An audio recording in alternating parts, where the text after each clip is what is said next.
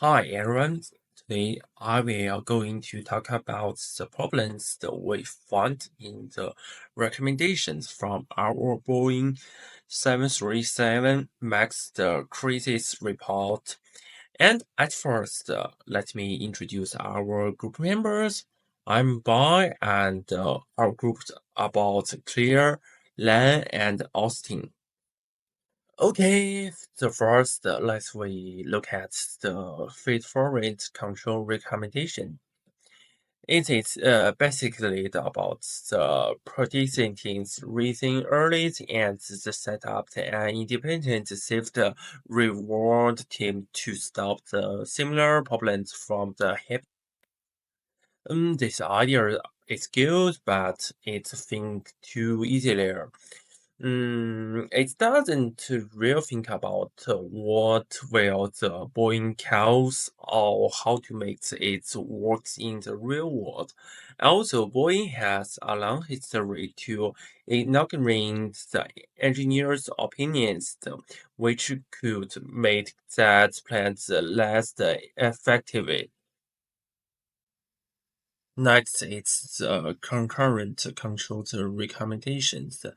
It's about the recording quickly when the problems happen. The setting up an emergent team to keep the communications open inside and outside the camper. Going open can help the rebuild the tries, but this will make many problems. For example, emergency assistance calls a lot, but there is no plan for how to pay for it or keep it running, and it's not clear who would do what or how different department would working together during an emergency.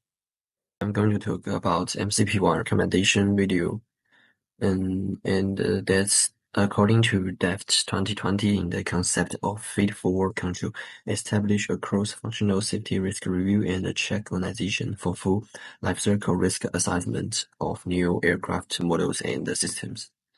And the next slide, they talk about the descriptions of the recommendation. Develop a comprehensive feed-forward control system and centered on a cross-functional safety risk review and check organization.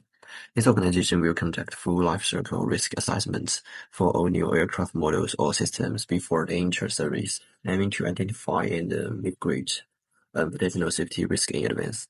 Let's move on to the next slide. Then this slide talk about the process of addressing the task. Yeah. And the first is recruit and assemble members, including engine safety expert clause and regulatory representatives. And the second is establish a direct reporting channel to top management to ensure independency from cost and schedule pressure. The next is develop a standardized risk evaluation framework to analyze and prioritize identified safety concerns. And the people who will be in charge of carrying out each task. And the first is safety management team. The next is energy and quality assurance departments. The last one is communication teams. Yeah. The fourth slide is timelines and location of task completion. And the first is recruitment and team assembly. The second is formal development. And the third is full option of the organizations. And the timeline is 1 month, 2 months, and 3 months, respectively. And the last slide, you talk about cost and the potential problems. Cost about three costs, recruitment and the training cost for organization members and administrative cost for maintaining the organization's options. And the third is technological and travel cost for risk assessment software and system. And there are three potential problems. There are two potential problems. The first is difficulty in coordinating perspective among cross-functions members, leading to assignment inefficiency. And the last one is resistance to adopting new risk anticipation list from staff. I want to talk about my recommendation for being to improve safety through better concurrent control. This means creating an emergency response team before accidents occur, being open with staff and the public, and using modern systems to check aircraft health in real time. There are three main steps to make this happen. First, set up a emergency organization so the company can act quickly during incidents. Second, put in place real-time system. Third, train staff to break big safety jobs into smaller steps, use reminders, and check their work.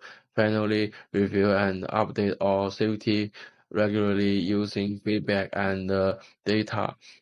Different teams will take responsibility for each step. The safety management team and managers will set up the emergency organization. The corporate communication department and the safety officers will manage. The engineering and IT team will handle systems. The training and development team will lead staff training.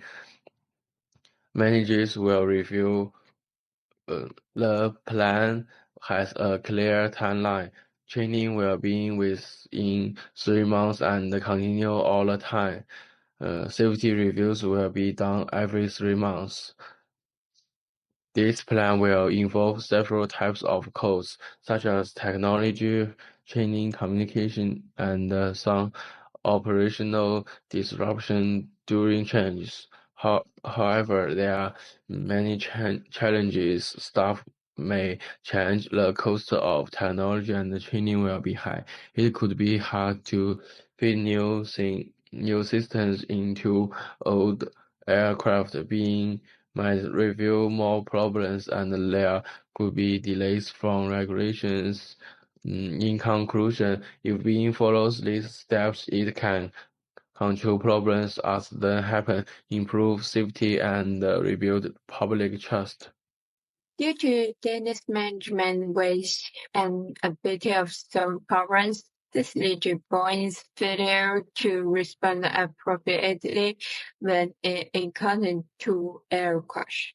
This manager has some major problems. The first problem is Dennis only focus on profit. He ignored the suggestions from the employees, and then he regardless of safety considerations. It is the control problems. So Boeing can use better control system which can find safety problems quickly. And Boeing also can establish a cross-functional safety review and check organization. The second problem is the Boeing company lack of the training to pilot. It is the fuse of two aircraft. They must ensure that all pilots understand and familiar with the NCAS system. Third problem is the management team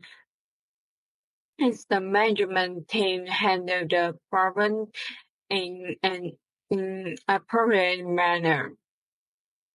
They choose to evade responsibility and insist the NCAS system was without any flaws. Who ensures they're honest with the public and actively respond and handle the error costs. However, this ways both spend a lot of money. We need to make changes quickly to maintain credibility. That's the end of our video. Thank you. Bye.